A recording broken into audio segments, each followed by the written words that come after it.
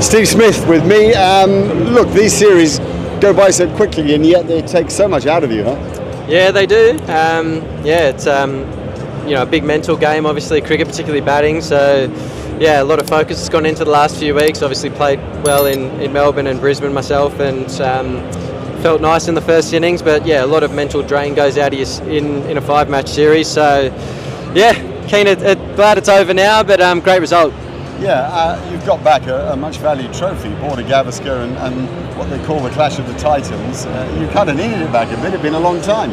Yeah, it had. I think quite a few of the guys in the dressing room have never held on to this trophy, so it means a lot to everyone in that dressing room, and yeah, it's just been a wonderful series to be a part of. You've been through the captaincy mill, and you know how much it takes out of you during a series, but Pat Cummins as a frontline fast bowler, as well as his contributions with the bat, he's done a hell of a job. He has, yeah. He's stood up whenever we needed him, bat or ball, and yeah, he's led the team tremendously well, and it's been a hell of a series for him and the rest of the guys. Will you pick any specific attributes out of Pat as being key to how well he does the job? I think just being nice and calm, remaining calm throughout situations, and just trusting in the processes. And we know we've got a really good team there. Everyone stands up when we need them to at certain times, and we've just got a really good group of players. Clearly, absolutely central to this win is the way that you've handled Virat Kohli, who's had so much success here. Tactics that you planned pre-series, or did they begin to unravel during the series? I think, well, certainly the wickets have helped. There's been plenty in the wicket every time he's come to bat, and guys like Scotty Boland have just hit really good areas consistently, and when you're doing that, it's you need a lot of luck as a batter, and probably hasn't got beaten that many times throughout the series. He's just nicked them. So we know he's an incredible player, but like a lot of us this series, we just nicked him at certain times. The pitches are pretty much in favour of the bowler. Melbourne maybe evened out a bit, but the others pretty much in favour of the bowler. Too much, do you think? I mean, they're certainly tricky. This one out here is the toughest. Have you ever seen one like this? Never seen this here before in my life. That was as tricky as I've seen here. It's usually quite a nice, good batting wicket, and you can cash in at the back end of the summer. But this wicket was going all over the place, up and down, two-paced, and seaming all over the place. So very challenging for the batters. And if you were prescribing for the modern Test match game, would you want the balance to edge slightly back the batsman's way? Not wholly, I don't mean that at all, but is it just too much weighted for the bowler? Maybe slightly, I think. It's been really tricky to score runs. You need a lot of luck, and you need to really apply yourself and play almost aggressively. I think the guys that have scored runs throughout this series have been quite aggressive in the way they've gone about things, because one's got your name on it at some point. So I think there's been a big favouritism towards the bowling. Maybe it could come back just a little bit. Have you had a look at the replay of your dismissal today? I saw it a couple of times, and it sort of just, I thought, here's a beautiful back foot punch, and it just took off. So happens. Actually, he got one, the first ball he faced from him in the first innings took off like that too, didn't it? Yeah, it was a nasty ball, yeah. Although it was straighter, this one was sort of more out here. Steve, look, I mean, this is a big thing for Australian cricket. Now you're in the World Test Championship final, and a chance to retain a trophy that you won at the Oval. Yeah, it's huge. It's a big series for us in so many regards. We wanted this trophy. We haven't, like I said, a lot of the guys in this room haven't won this trophy before, and then gives us another crack at defending our title. So, it's going to be an exciting time over in England in a few months' time. Last but not least, give us a word for Jasprit Bumrah. Indian fans would be keen to hear your appraisal. I mean, he's an incredible bowler. The skills he possesses, what he's able to do with the ball, the awkwardness of his action, and I think would have been an interesting game if he was fit today. Definitely. The threat that he possesses. So, he's a quality performer and has been for a long time, and arguably one of the best. Okay, thanks for your interview. It's been good to talk to you. No worries. Thank you. So, what is the future of Virat Kohli and Rohit Sharma that you see? See, I can't talk about the future of any player. It's up to them as well. But yes, what I can say is that they still have the hunger, they still have the passion, they're tough people. And hopefully they can continue to take Indian cricket forward. But ultimately, as we all know, that whatever they plan, they will plan for the best interest of Indian cricket. Gautam, आप as a player खुद इस stage से गुजरे हैं जब आप 35-36 में होते हैं, आपको लगता है कम बैक करेंगे, लेकिन टीम अलग ढंग से सोचती है, ऐसे में एज ए कोच क्या आपकी माइंडसेट जो आप गेम को छोड़ कर आए हैं डिफरेंट है कि कैसे वो मुश्किल होता है जो बात श्रीराम ने पूछी कि कोच को पूरी टीम के फ्यूचर को देखना उस लिहाज से? देखिए, पहली बात तो ये है कि हर इंडिविजुअल को पता होता है कि उसकी गेम और उसकी हंगर कहाँ पर है। वो सबसे इंपॉर्टेंट चीज़ है किसी भी स्पोर्ट के लिए और किसी भी प्रोफेशन के लिए। ऐसा नहीं है कि सिर्फ स्पोर्ट के लिए कि आप कितने हंगरी हैं, आप कितने पैशनेट हैं और आप क्या आपके कंट्रीब्यूशन से टीम आगे जा रही है या नहीं जा रही। बिकॉज अल्टीमेटली ये ना मेरी टीम है ना आपकी टीम है, देश की टीम है। मेरा मानना है कि जैसे मैंने कहा है कि वहाँ पर हमारे ड्रेसिंग रूम में बहुत ऑनेस्ट खिलाड़ी हैं, बहुत ऑनेस्ट लोग हैं जो जानते हैं कि उनमें कितना हंगर है, वो क्या उनके कंट्रीब्यूशन से इंडियन टीम आगे जा सकती है। बट हाँ, जहाँ तक मेरा सवाल है, मेरी सबसे बड़ी जिम्मेदारी ये है कि I have to be fair to everyone in that room, not only 1 or 2 individuals. अगर मैं सिर्फ 2 या 3 इंडिविजुअल्स के साथ फेयर हूँ और बाकियों के साथ नहीं हूँ तो then I am being dishonest to my job. तो चाहे वो खिलाड़ी अभी तक जिसने डेब्यू नहीं किया, चाहे वो खिलाड़ी हो जिसने 100 टेस्ट मैच खेले हो, मेरा सिंपल एक मकसद है मेरे जॉब का कि I have to be absolutely fair and equal to everyone.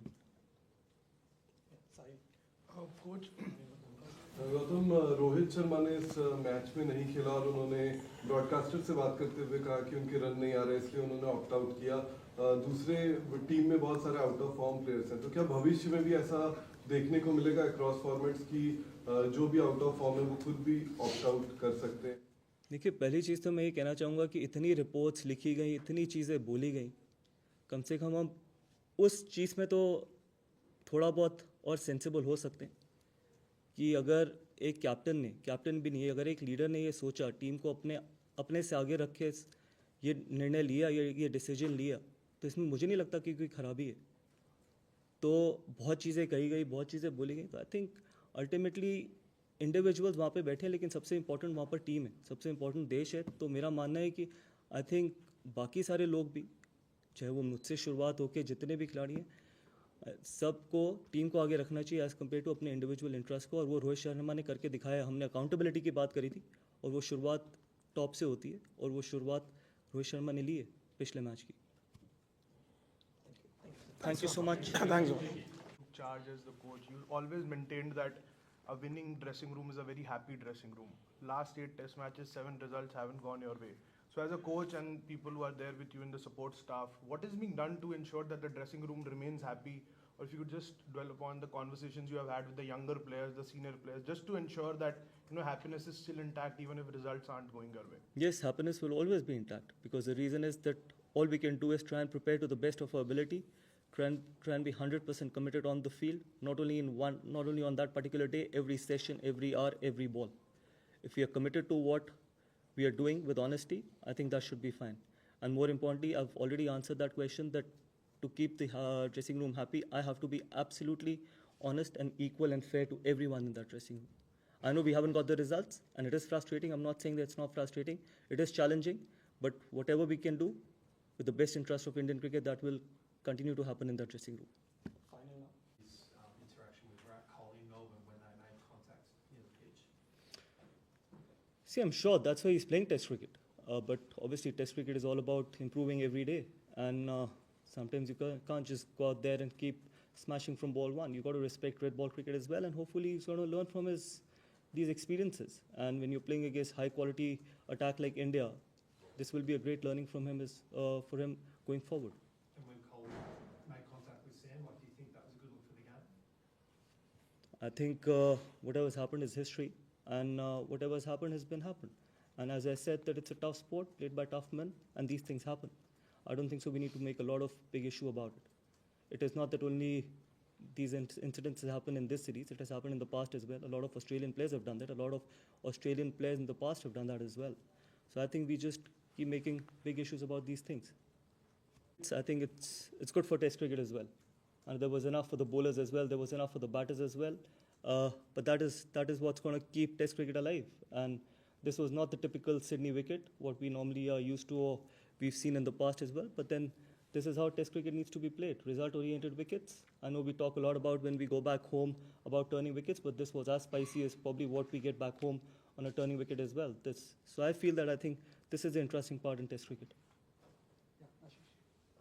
Gautam, could you just sort of talk to us about what you thought about Bumrah's performances in the No, absolutely outstanding. I think I can't say more than that. I think he's led the attack really well. He's bowled a lot of overs, and whenever he's come on to bowl, he's done a fabulous job. He's taken wickets. He's done everything possible he could from his side, but then he's been helped a lot from the other end as well. He's been helped by Mohammad Siraj. He's been helped by some of the young boys as well, like Harshit Rana in the first 2 Test matches, then Akashdeep. Ultimately, yes, you will always see the wickets and runs, but yeah, there has been a lot of other contributions as well. But from Jasprit Bumrah's point of view, he had a phenomenal series. Just going back to what happened in the last over of day one, the Australian coach last night said he felt that the Indian players were intimidating Sam Constas when that wicket of Usman Khawaja fell. I was just wondering how you saw that incident and what you made of it. Look, it's a tough sport played by tough men. You can't be that soft. As simple as it can get. I don't think so there was anything intimidating about it. I think that's just, he had no right to be talking to Jasprit Bumrah when Usman Khawaja was taking time. He had no right and no business to be involved with Jasprit Bumrah. That was the job of the umpire, probably the guy who was batting at the end. Six scores in less than 200 in this series. Is that because a lot of them are playing in Australia for the first time? Is it to do with the pitches, or is it also to do with techniques in match? Not a lot of people who are playing for the first time in Australia. There are quite a lot of other, probably 2 of them in the top 8, Nitesh and Yashasvi. All the other guys have had the experience of Australia, so I'm not going to say that it is only because some of the young guys, but I think there are a lot of experienced players as well. A bit could be because of the wickets. When again, it's not only the case in Australia. We've had the same issues at home as well. So I think everything boils down to the temperament. Everything boils down to that how much you want to sometimes play those tough moments, how much you want to grind in Test cricket, because Test cricket is all about playing the session, sometimes see off the spell as well, and that is why it's the beauty of sport. So I feel that that is one issue where we need to probably look after, that how can we convert those 20, 30s or 40s into big hundreds, not only hundreds but big hundreds, and set the game for our bowlers, because your bowling department will always be under pressure if you can't put those first inning runs on the board. So that is something which we need to look into. Can like the kind of chock-a-block schedule that we have the England limited over series and then the Champions Trophy, the Ranji Trophy second phase is starting. As a coach, would you like some of the senior players to at least play one round? January 23rd, it starts again. One round if they can, if possibly they can, or it would be too much on the workload. How do you as a coach see that? I would always like everyone to play domestic cricket. That is how much importance domestic cricket needs to be given. Not only one game, if they're available and they have the commitment to play red ball cricket, everyone should play domestic cricket. As simple as it can get. If you don't give importance to domestic cricket, you will never get the desired players what you want in Test cricket. Gautam, just about Bumrah, do we know the extent of injury he has, or is it just a precaution? Not at the moment, honestly, because obviously the physio, the medical team is working on him. So we'll give you the right update at the right time. Pat, first of all, congratulations, a brilliant series for you guys. As a team, how much does this win mean to you? And as a captain, do you feel you have completed cricket now? Unfortunately, I've got to keep playing. No, it's huge win. In the context of this series, is as big a series as you're going to play at home. It felt like it was kind of seesawing throughout the whole series. So to finish it, 3-1 to hold the trophy is amazing feeling. And then I think the extra layer is now securing a spot in the World Test Championship final, which was always a huge goal for us, in this cycle. And we've done it. So really satisfied. I will stay on this side, guys. And then we'll come over. Patrick, just wanted to ask you, we've had numerous duels with Virat Kohli, on-field duels with Virat Kohli over the years. Possibly his last Test series in Australia.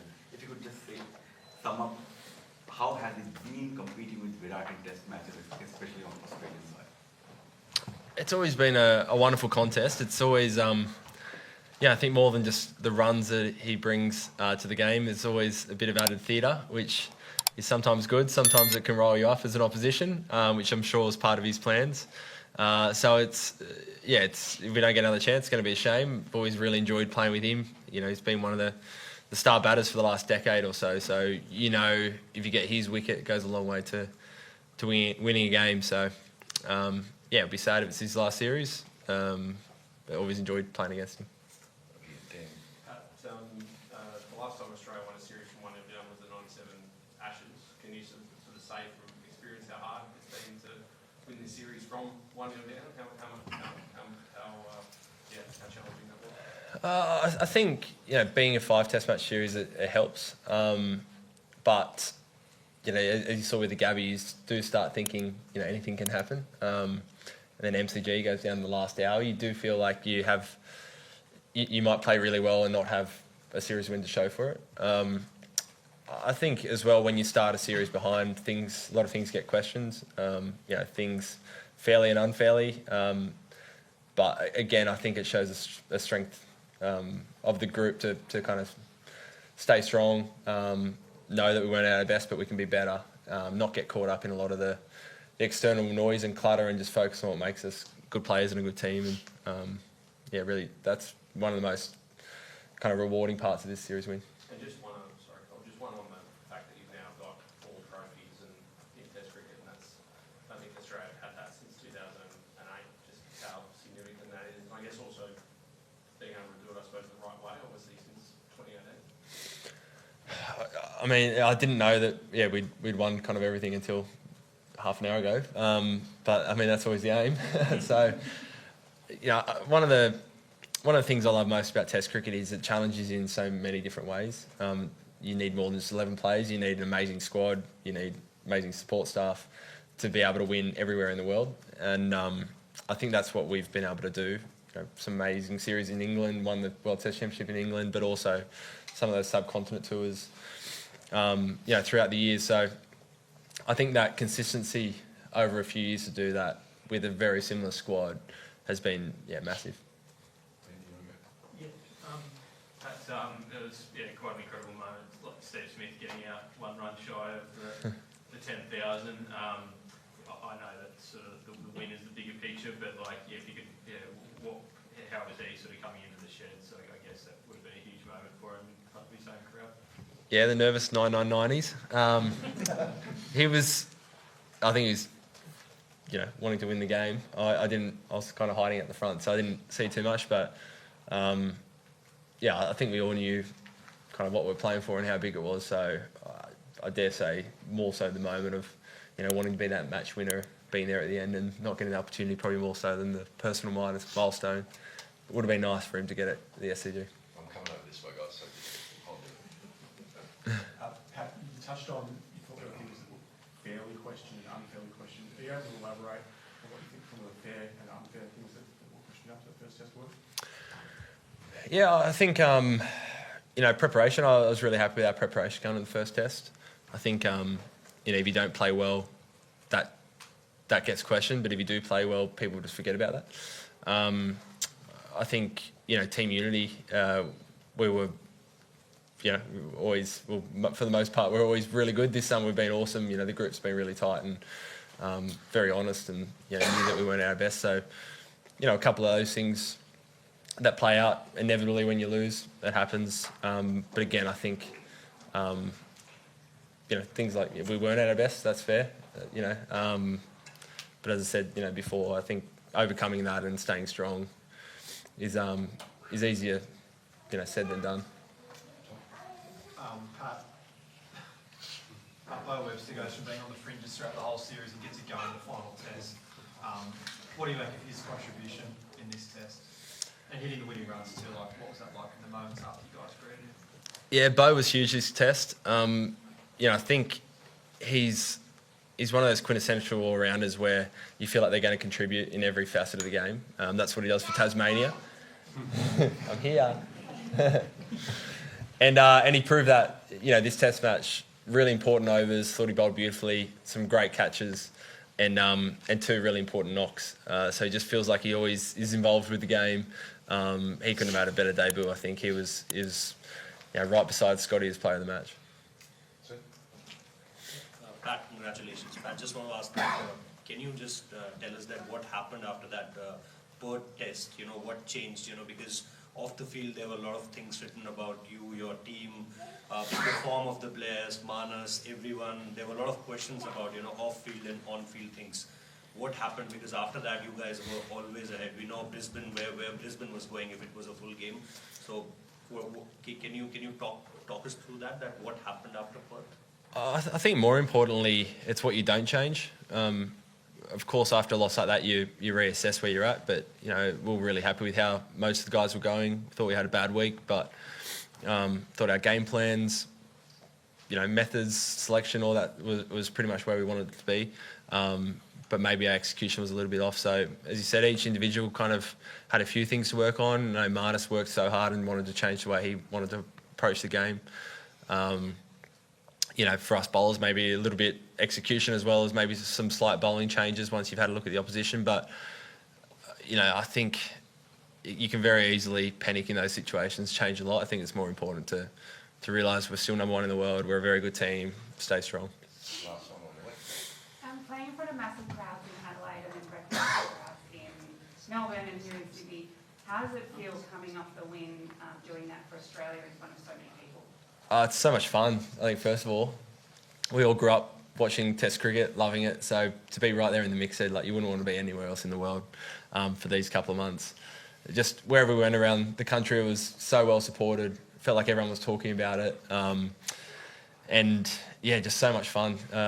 Last week in Melbourne, I've never seen anything like it. And then it was much the same here in Sydney. People seeing hundreds of metres of people lining up at 7 o'clock in the morning to get in for day one. It's really special. It's such a special sport that we get to play, and it just seems like every year it gets better and better. Thanks, Pat, Andy McDonald sort of said last night that he was disappointed with the way that the Indian players sort of got around in Sam Cross's face after day one. The Indian coaches sort of just come in now and said that it's soft to think that was the wrong thing to have done. I just wonder what you made of that incident and just about Sam, whether you feel any need as captain to have a chat to him about engaging with other players on the field and just how you want him to bat going forward to the next series that you're playing. Yeah, I mean, I think first of all, obviously ICC and Annie Pycroft set the rules and set the punishments. We saw that in Melbourne with Virat, 20%. That's what they thought. So it doesn't really matter what we think. They set the rules. So obviously that's the standard that they're happy with. I think in regards to Sam, I think I've been really impressed with how he's gone about it. I think people mistake a bit of confidence with bullying or abuse. You're allowed to walk around with your shoulders puffed back and play a few cricket shots. I don't think that's illegal, but some people really take offence to that and want to kind of put him back in his place. So for us, it's always just, and we say the same to all our players, is just bring yourself every day. Be yourself. Go about it how you think represents yourself the best and how you want to play. And I think he's been really good this series. He's stood up for himself when he's needed to. Okay, right side. Yeah, but how much Bumrah's absence was a factor in India's defeat? Could it have been a little more closer had Bumrah has been fit to bowl? I mean, yeah, going off the rest of the series, you'd say so. Every time he bowled, he seemed to have an impact and took some key wickets. So, no doubt that helped our chase a little bit. Thanks. Pat here. Just in terms of your personal contribution, obviously wickets are there, but to be able to contribute to the lower order runs, which could potentially have been the series changes, whether it's Melbourne or here, how rewarding has it been for you to be able to do that? It's been really rewarding. I think over the last few years, how you bowl to the opposition tail and how we as a tail bat can really decide. Have decided a lot of test matches. So we put a big emphasis on that coming in. We wanted some really clear plans when we were batting, but also when we were bowling. And fortunately, I think just about all of us who got a chance in the tail at different parts made it tough for the opposition and stuck and did an important partnership when needed.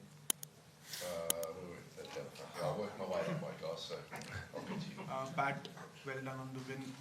A lot has happened in the series in the opposite dressing room. You were surprised when Ashwin called it a day, and now this test, Rohit didn't turn up. He said that he's opting out of the game. A lot of damage you have inflicted to the opposition dressing room. So what is your group's assessment of what's happening there, and Were you surprised that Rohit didn't walk out for the toss? I think you're always surprised, yeah, when the captain kind of doesn't play. And, same with Ashwin retiring. But honestly, it doesn't really affect us at all. You just turn up and you see who's going to be on the team sheet and you play whoever 11, they put out there. So, honestly, it's been very little conversation in our change room about what's going on there.